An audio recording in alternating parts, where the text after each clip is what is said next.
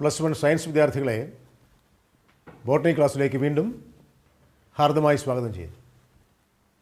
നമ്മളിപ്പോൾ പഠിച്ചുകൊണ്ടിരിക്കുന്നത് anatomy of flowering plants എന്ന് പറയുന്ന അധ്യായം.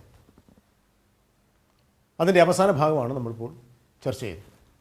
അതിൽ dicot stem, monocot stem, dicot leaf, monocot leaf ഇവയൊക്കെ നമ്മൾ പഠിച്ചു കഴിഞ്ഞു, ചർച്ച ചെയ്തു കഴിഞ്ഞു.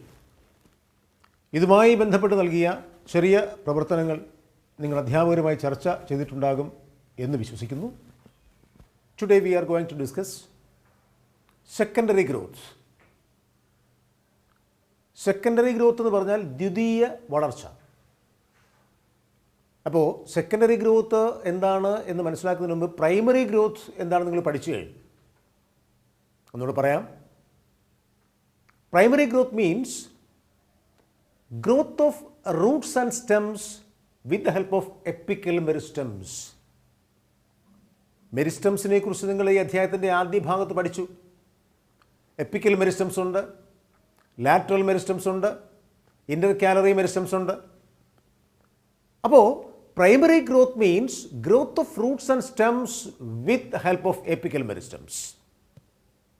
ഇനി ഈ പ്രാഥമിക വളർച്ച കൂടാതെ besides primary growth, many dicots exhibit an increase in girth, an increase in thickness is called secondary growth. അപ്പോൾ പ്രാഥമിക വളർച്ചയ്ക്ക് പുറമേ മിക്കവാറും എല്ലാ ഡൈക്കോട്ട്സിലും ഒരു ദ്വിതീയ വളർച്ച ഉണ്ടാകുന്നു, കാണപ്പെടുന്നു. Besides primary growth, many dicots exhibit an increase in girth is called secondary growth. ഇനി ഈ ദ്വിതീയ വളർച്ചയിൽ അല്ലെങ്കിൽ ഈ സെക്കൻഡറി ഗ്രോത്തിൽ ഉൾപ്പെട്ടിരിക്കുന്ന ടിഷ്യൂസ് ഏതെല്ലാമാണ്, കലകൾ ഏതെല്ലാമാണ്? The tissues involved in secondary growth are vascular cambium, cork cambium. അതിൽ ആദ്യമായി നമ്മൾ ഡിസ്കസ് ചെയ്യുന്നത്, ചർച്ച ചെയ്യുന്നത് വാസ്കുലാർ കേമ്പിയമാണ്. Vascular cambium. So the meristematic layer which cuts to xylem and phloem, the meristematic layer which cuts to form xylem and phloem is called vascular cambium. എന്താ vascular cambium എന്ന് പറഞ്ഞാൽ? Meristematic layer, dividing cells, dividing layer which cuts to xylem and phloem is called vascular cambium. ഇതിനെ നമ്മൾ എന്ത് പറയുന്നു? Vascular cambium എന്ന് പറയുന്നു. In an youngstem we can see it is present in patches as a single layer between the xylem and phloem and later forms a complete ring. എന്തേ ഒന്നുകൂടെ ഓർത്ത് നോക്കുക. In youngstem it is present in patches as a single layer എവിടെ? between the xylem and phloem and later it forms a complete ring. കുറച്ച് കഴിയുമ്പോൾ എന്താകുന്നു? ഒരു complete ഇതായി മാറുന്നു, റിംഗ് ആയി മാറും. So in a dicot stem, how the cambial ring forms? So we are going to discuss formation of cambial ring. Cambial ring ഉണ്ടാകുന്നത് എങ്ങനെ? In a dicot stem, the cells of the cambium present between primary xylem and primary phloem is called intrafascicular cambium. ഓർത്തിരിക്കണം, പ്രധാനപ്പെട്ട ഒരു വാക്കാണ്. ഏത് വാക്കാ? ഇൻട്രാഫാസിക്കുലാർ cambium. Intra, ഉള്ളിൽ. അപ്പോൾ dicot സ്റ്റെമ്മിൽ പ്രൈമറി സൈലത്തിനും പ്രൈമറി ഫ്ലോയത്തിനും ഇടയിൽ കാണപ്പെടുന്ന കേമ്പിയമാണ് intrafascicular cambium. Intra, INTRA, intrafascicular cambium. Then the cells of medullary rays. എന്താണ് മെഡുലറി റേസ് എന്ന് ഞാൻ കഴിഞ്ഞ ക്ലാസ്സിൽ പറഞ്ഞു. The cells of medullary rays near the intrafascicular cambium. ഇൻട്രാഫാസിക്കുലാർ കേമ്പിയത്തിന് അടുത്തുള്ള മെഡുലറി റേസിലെ കോശങ്ങൾ become meristematic. അവ ഡിവൈഡ് ചെയ്യാൻ തുടങ്ങും. And forms the interfascicular cambium. രണ്ടാമത്തെ വാക്ക് ഇൻ്റർഫാസിക്കുലാർ കേമ്പിയം. രണ്ട് വാസ്കുലാർ ബണ്ടിലുകൾക്കിടയിലുണ്ടാകുന്ന കേമ്പിയമാണ് ഇൻ്റർഫാസിക്കുലാർ കേമ്പിയം. വാസ്കുലാർ ബണ്ടിലിനകത്ത് കാണപ്പെടുന്ന കേമ്പിയമാണ് ഇൻട്രാഫാസിക്കുലാർ കേമ്പിയം. ഓക്കെ, അങ്ങനെ എന്താണ് ഇൻട്രാഫാസിക്കുലാർ കേമ്പിയം, എങ്ങനെയാണ് ഇൻ്റർഫാസിക്കുലാർ കേമ്പിയം ഉണ്ടാകുന്നതെന്ന് മനസ്സിലായി. ഇനി എന്താ സംഭവിക്കുക? വളരെ നിസ്സാരമാണ്. ഈ ഇൻട്രാഫാസിക്കുലാർ കേമ്പിയവും ഇൻ്റർഫാസിക്കുലാർ കേമ്പിയവും തമ്മിൽ കണക്ട് ചെയ്യും, ചേരും. അങ്ങനെ ഒരു കേമ്പിയൽ റിംഗ് ഉണ്ടാകുന്നു. The intrafascicular cambium and the interfascicular cambia connects together to form a complete cambial ring. Then this cambial ring becomes active and to cut off new cells both towards inwards and outwards. അപ്പോൾ ഈ complete ring, ഈ കേമ്പിയൽ ring active ആകുന്നു, meristematic ആകുന്നു, വിഭജിക്കാൻ തുടങ്ങുന്നു. അതിൽ നിന്ന് പുതിയ കോശങ്ങൾ അകത്തേക്കും പുറത്തേക്കും ഉണ്ടാകുന്നു. അകത്തേക്കും പുറത്തേക്കും ഉണ്ടാകും. ഈ അകത്തേക്കുണ്ടാകുന്ന സെൽസിനെ എന്ത് പറയുന്നു? The cells form towards inside, mature into secondary xylem, and the cells cut off towards outer region mature into secondary phloem. ചുരുക്കി പറഞ്ഞാൽ, ലളിതമായി പറഞ്ഞാൽ, ഈ കേമ്പിയൽ റിങ്ങിൽ നിന്ന് അകത്തേക്കും സെൽസ് ഉണ്ടാകും, പുറത്തേക്കും സെൽസ് ഉണ്ടാകും. അകത്തേക്കുണ്ടാകുന്ന സെൽസ് സെക്കൻഡറി സൈലമായി മാറുന്നു, പുറത്തേക്കുണ്ടാകുന്ന സെൽസ് സെക്കൻഡറി ഫ്ലോയമായി മാറുന്നു. അപ്പോൾ ഇൻട്രാഫാസിക്കുലാർ കേമ്പിയം, ഇൻ്റർഫാസിക്കുലാർ കേമ്പിയം, കേമ്പിയൽ റിംഗ്. ആ കേമ്പിയൽ റിങ്ങിൽ നിന്ന് അകത്തേക്കുണ്ടാകുന്ന സെൽസ്, പുറത്തേക്കുണ്ടാകുന്ന സെൽസ്. അകത്തേക്കുണ്ടാകുന്ന സെൽസ് എന്തായി മാറുന്നു? Secondary xylem. പുറത്തേക്കുണ്ടാകുന്ന സെൽസ് എന്തായി മാറുന്നു? സെക്കൻഡറി ഫ്ലോയമായി മാറും. ഇത്രയും കാര്യങ്ങൾ ഇതുമായി ബന്ധപ്പെട്ട് ഓർത്തിരിക്കണം. ഇനി പ്രധാനമായിട്ട് ശ്രദ്ധിക്കേണ്ട കാര്യം, the cambium is generally more active on the inner side than on the outer side. Cambium വളരെ ആക്റ്റീവാണ്. എവിടെ? ഇന്നർ സൈഡിൽ. ആ പെരിഫറൽ റീജിയനേക്കാൾ, ഔട്ടർ റീജിയനേക്കാൾ, ഔട്ടർ സൈഡിനേക്കാൾ വളരെ ആക്റ്റീവാണ് കേമ്പിയം. എവിടെ? Towards inside. അതുകൊണ്ട് എന്താ സംഭവിക്കുക? അവിടെ ഉണ്ടാകുന്നത്, കൂടുതലായി ഉണ്ടാകുന്നത് സെക്കൻഡറി സൈലമായിരിക്കും. കേമ്പിയം അകത്തോട്ട്, towards inside, is more active. So more amount of, a good amount of secondary xylem is produced towards inside. Towards inside. Secondary xylem is formed towards the inner side, and secondary phloem is formed towards the outer side. കൂടുതലായിട്ട് ഉണ്ടാകുന്നത് എന്താണ്? Secondary സൈലമാണ്. ഇനി the secondary phloem and primary phloem get gradually crushed due to the continued formation and accumulation of secondary xylem. മനസ്സിലായോ? തുടർച്ചയായി secondary xylem കൂടുതലായി ഉണ്ടാകുന്നത് കൊണ്ട് secondary ഫ്ലോയവും primary ഫ്ലോയവും ഗ്രാജുവലായി എന്ത് ചെയ്യുന്നു? ക്രഷ്ഡ് ആവും, ഇല്ലാതാവും ഒരു പരിധിവരെ. ഒന്നുകൂടെ പറയാം. The secondary phloem and the primary phloem crushed gradually due to the accumulation of, or due to the continued formation and accumulation of secondary xylem. North നോക്കൂ, ഇത്രയും കാര്യങ്ങൾ ശാന്തമായി ആലോചിച്ച് നോക്കൂ. Then what about the primary xylem? Primary സൈലത്തിൻ്റെ അവസ്ഥ എന്താ? The primary xylem remains more or less intact or around the center.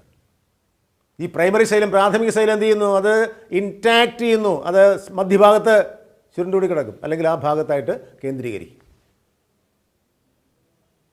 മനസ്സിലായോ? അപ്പോൾ the primary xylem remains more or less intact in or around the center. മധ്യഭാഗത്തായിട്ട് കാണപ്പെടും. Then at some places, ചില സ്ഥലങ്ങളിൽ the cambium forms a narrow band of parenchyma. Narrow band of parenchyma which passes through the secondary xylem and the secondary phloem in the radial directions. Narrow band of parenchyma which passes through the secondary xylem and secondary phloem in the radial directions. And these cells are called, medullary rays. അപ്പോൾ ആ secondary സൈലത്തിലൂടെ secondary ഫ്ലോയത്തിലൂടെ കടന്നു പോകുന്ന കോശങ്ങളെ പറയുന്ന പേരാണ് ഇതൊന്ന് medullary raise. ഒരു പ്രധാനപ്പെട്ട ടേം. ഇപ്പം ആലോചിച്ച് നോക്കൂ, how secondary growth takes place in a dicot stem. ഏറ്റവും പ്രധാനമായിട്ട് ഓർത്തിരിക്കേണ്ട ചില പോയിന്റ്സ് ആണ്. ഒന്ന്, what about the intrafascicular cambium, then about the interfascicular cambium, then about the cambial ring, then formation of cells towards inside and outside. ഇൻസൈഡിലേക്ക് ഉണ്ടാകുന്ന cells secondary xylem, ഔട്ട്സൈഡിലേക്ക് ഉണ്ടാകുന്ന secondary phloem. Intrafascicular cambium, interfascicular cambium. Vascular ബണ്ടിലിനകത്ത് കാണപ്പെടുന്ന cambium ഇൻട്രാഫാസിക്കുലർ, vascular ബണ്ടിലുകൾക്കിടയിൽ കാണപ്പെടുന്ന cambium ഇന്റർഫാസിക്കുലർ. ഇവ തമ്മിൽ ഗ്രാജുവലായി connect ചെയ്ത് ചേർന്നുണ്ടാകുന്ന കേമ്പിയൽ റിങ്. അതിൽ നിന്ന് കോശങ്ങൾ അകത്തേക്കും പുറത്തേക്കും ഉണ്ടാകുന്നു. അകത്തേക്കുണ്ടാകുന്ന കോശങ്ങൾ സെക്കൻഡറി സൈലമായി മാറുന്നു, പുറത്തേക്കുണ്ടാകുന്ന കോശങ്ങൾ സെക്കൻഡറി ഫ്ലോയുമായി മാറുന്നു. പിന്നെ മെഡുലറി റേസിൻ്റെ കാര്യവും പിന്നെ സെക്കൻഡറി ഫ്ലോയും പ്രൈമറി ഫ്ലോയും ക്രഷ്ഡ് ആകുന്ന കാര്യങ്ങളും പ്രൈമറി സൈലം ഇൻടാക്റ്റ് ആകുന്ന കാര്യം, മധ്യഭാഗത്ത് കാണുന്ന കാര്യമൊക്കെ ഒന്ന് ശാന്തമായി ആലോചിച്ച് നോക്കുക. വളരെ സുഖമായിട്ട് ലളിതമായി പഠിക്കാൻ പറ്റുന്നൊരു ഭാഗമാണ്.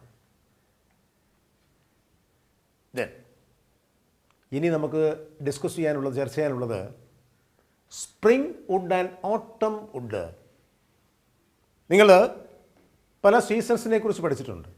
നിങ്ങൾക്കറിയാം സ്പ്രിംഗ് സീസൺ, വസന്തകാലം, അതുപോലെ ഓട്ടം സീസൺ, അല്ലേ? പല സീസൺസ് ഉണ്ട്. അപ്പോൾ ശ്രദ്ധിക്കേണ്ട കാര്യം, the activity of the cambium is under the control of many physiological and environmental factors. കേമ്പിയത്തിൻ്റെ പ്രവർത്തനത്തെ സ്വാധീനിക്കുന്ന പ്രധാനപ്പെട്ട ഘടകങ്ങൾ എന്ന് പറഞ്ഞാൽ physiological activities and environmental factors. Due to the influence of physiological activities and environmental factors, the activity of cambium varies considerably. അപ്പോൾ നമ്മൾ എന്താ പഠിക്കുന്നത്? Spring wood and autumn wood, spring വുഡും ഓട്ടം വുഡ്. ഇനി in temperate regions the climatic conditions are not uniform throughout the year. Temperate റീജിയൻസിൽ അന്തരീക്ഷസ്ഥിതി എല്ലായ്പ്പോഴും ഒരുപോലെ ആയിരിക്കണമെന്നില്ല. അത് മാറിക്കൊണ്ടേയിരിക്കും. സീസൺസ് മാറിക്കൊണ്ടിരിക്കും, അല്ലേ? സീസൺസ് മാറിക്കൊണ്ടിരിക്കും. അപ്പോൾ എന്താ സംഭവിക്കുക? സ്പ്രിംഗ് സീസണിൽ, വസന്തകാലം, ഈ സ്പ്രിംഗ് സീസണിൽ എന്ത് സംഭവിക്കുന്നു? In the spring seasons cambium is very active and produces a large amount of ciliary elements. അപ്പോൾ സ്പ്രിംഗ് സീസണിൽ കേമ്പിയം വളരെ ആക്റ്റീവാണ്, കൂടുതൽ എമൗണ്ട് സൈലം എലമെൻറ്റ്സ് ഉണ്ടാക്കുന്നു. ഈ ഉണ്ടാകുന്ന സൈലം എലമെൻറ്റ്സിൻ്റെ പ്രത്യേകത എന്താ? Having vessels with wider cavities. ഞാൻ നേരത്തെ പറഞ്ഞു, സൈലത്തിൽ, മുൻ ക്ലാസ്സിൽ പറഞ്ഞു, സൈലത്തിൽ പ്രധാനമായിട്ടും 4 തരത്തിലുള്ള സെൽസ് ഉണ്ട്. Xylem vessels, xylem tracheids, xylem fibres, xylem parenchyma. അപ്പോൾ സ്പ്രിംഗ് സീസണിൽ കേമ്പിയം വളരെ ആക്റ്റീവാണ്, കൂടുതൽ സൈലറി എലമെൻറ്റ്സ് ഉണ്ടാകുന്നു. അങ്ങനെ ഉണ്ടാകുന്ന xylem elements have wider vessels, with wider cavities. അതാണ് കൂടുതൽ ശരി. have vessels with wider cavities. അപ്പോൾ the wood formed during this season is called spring wood. അപ്പോൾ ഈ സീസണിൽ ഉണ്ടാകുന്ന വുഡിനെ, തടിയെ പറയുന്ന പേരാണ് സ്പ്രിംഗ് വുഡ് എന്ന് പറയും.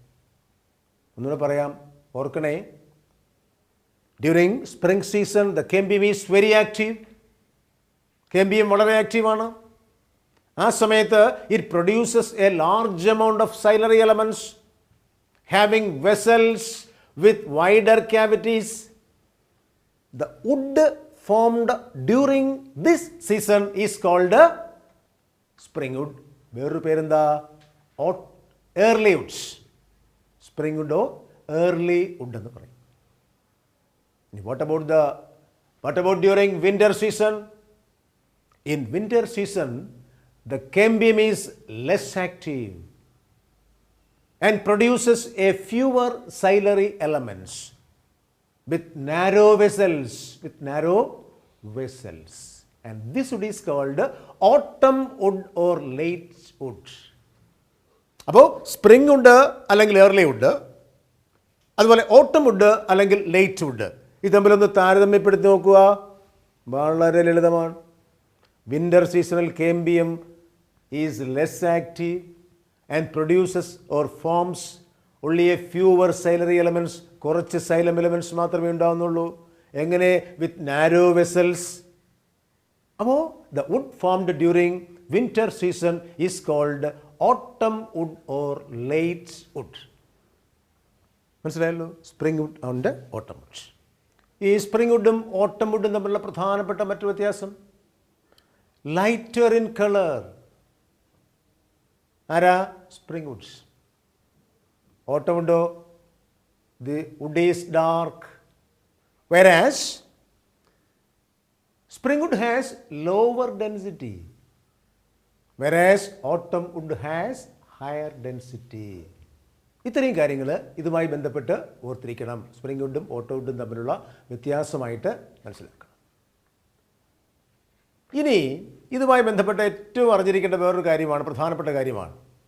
ഇപ്പോൾ നമ്മൾ സ്പ്രിംഗ് വുഡ്, ഓട്ടം വുഡ് എന്താണെന്ന് മനസ്സിലാക്കി, അത് തമ്മിലുള്ള പ്രധാനപ്പെട്ട വ്യത്യാസങ്ങൾ എന്തെന്ന് മനസ്സിലാക്കി. ശ്രദ്ധിക്കണേ. The two kinds of Woods that appear as alternate concentric rings. ഈ രണ്ട് തരത്തിലുള്ള വുഡും കോൺസെൻട്രിക് റിങ്ങുകളായി കാണപ്പെടുന്നു. That is what is known as an annual ring. വാർഷിക വലയങ്ങൾ എന്ന് മലയാളം. അതായത് ഈ മില്ലുകളിലൊക്കെ നിങ്ങൾ പോയിട്ടുണ്ട്, അല്ലെങ്കിൽ റോഡിൻ്റെ സൈഡിലൊക്കെ ഈ വലിയ പ്ലാവ്, ആഞ്ഞിലി, ഈട്ടി ഒക്കെ വെട്ടിയിട്ടേന്ന് കാണാം. അപ്പോൾ അതിൻ്റെ ആ ഹേർട്ട് വുഡ്, കാതൽ, അതിങ്ങനെ വലയങ്ങൾ പോലെ കാണാം. ശ്രദ്ധിച്ചാൽ മതി. നിങ്ങളുടെ സറൗണ്ടിങ്സിൽ, നിങ്ങളുടെ ചുറ്റുപാട് നിങ്ങളൊന്ന് നോക്കുക. അത് ഈസി ആയിട്ട് നമുക്ക് മനസ്സിലാക്കാൻ പറ്റും. So these two kinds of wood that appear as alternate concentric rings constitutes an annual ring. In a cut stem, it can give an estimate of the age of a tree. By counting these annual rings, we can calculate the age of a particular tree. ഇതിന് പറയുന്ന പേരാണ് ഡെൻഡ്രോക്രോണോളജി. പേടിക്കണ്ട, just ഒന്ന് ഓർത്തിരുന്നാൽ മാത്രം മതി. ഇത് term ഒന്ന് just അറിഞ്ഞിരിക്കുക, അത്രയേ ഉള്ളൂ. പരീക്ഷയ്ക്കൊന്നും ചോദിക്കുന്നൊന്നുമല്ല. അപ്പോൾ ആനുവൽ റിങ്സ് അല്ലെങ്കിൽ വാർഷിക വലയങ്ങൾ എണ്ണി നമുക്കൊരു മരത്തിൻ്റെ ഏജ് കാൽക്കുലേറ്റ് ചെയ്യാൻ പറ്റും. മനസ്സിലായല്ലോ? അപ്പോൾ ഇത്രയും കാര്യങ്ങൾ ഒന്ന് ആലോചിച്ച് നോക്കൂ. ഇനി നമുക്ക് ഹേർട്ട് വുഡ് എന്താണ്, സാപ്പ് വുഡ് എന്താണ്? ഹേർട്ട് വുഡ് എന്ന് പറഞ്ഞാൽ കാതൽ. അതായത് നമ്മൾ ഫർണിച്ചറുകളും മറ്റും ഉണ്ടാക്കാൻ ഉപയോഗിക്കുന്നത് കാതലാണ്. സാപ്പ് വുഡ് എന്ന് വെച്ചാൽ എന്താ? വെള്ള. ഈ മരങ്ങളുടെ തടികളുടെ വെള്ള ഉപയോഗിച്ച് നമ്മൾ സാധാരണ ഫർണിച്ചറൊന്നും ഉണ്ടാക്കാറില്ല. So what is a heart wood and what is a sap wood? In old trees The greater part of secondary xylem is dark brown due to the deposition of organic compounds like tannins, resins, oils, gums, aromatic substances, and essential oils in the central or innermost layers of stem. അപ്പോൾ darker brown ആണ് due to the disposition of organic compounds. ഏതൊക്കെ organic compounds deposit ചെയ്യുന്നതുകൊണ്ടാണ്? Tannins ആകാം, resins ഉണ്ട്, oils ഉണ്ട്, gums ഉണ്ട്, aromatic substance ഉണ്ട്, essential oils ഉണ്ട് in the central or the innermost layers of stem. Innermost layers of stem. അപ്പോൾ ഈ സബ്സ്റ്റൻസസ് ഉള്ളതുകൊണ്ട് these substances make it hard, കട്ടിയുള്ളതാകുന്നു, ഡ്യൂറബിൾ. അതിനെ ഈ മൈക്രോ ഓർഗാനിസംസ് ഒന്നും ഇൻഫെക്റ്റ് ചിതലെടുക്കത്തില്ല, ചിതൽ പോലുള്ള സാധനങ്ങളൊന്നും എടുക്കത്തില്ല, അറ്റാക്ക് ചെയ്യത്തില്ല. Durable and resistant to the attack of microbes and insects. Durability എന്ന് വെച്ചാൽ ഒരുപാട് നാൾ, ഇപ്പം നമ്മൾ തേക്ക് തടി കൊണ്ട്, നല്ല തേക്ക് തടി കൊണ്ട്, അല്ലെങ്കിൽ നല്ല പ്ലാവിൻ്റെ തടി കൊണ്ട് ഒരു കസേരയോ മേശയോ ഉണ്ടാക്കിയിട്ട് വർഷങ്ങളോളം കിടക്കും. അതാണ് ഡ്യൂറബിലിറ്റി എന്ന് പറഞ്ഞാൽ. അപ്പോൾ ഈ സബ്സ്റ്റൻസസ്, നേരത്തെ പറഞ്ഞ സബ്സ്റ്റൻസസ് ഉള്ളത് കൊണ്ടാണ് these substances make it hard, durable and resistant to the attack of microbes and insects.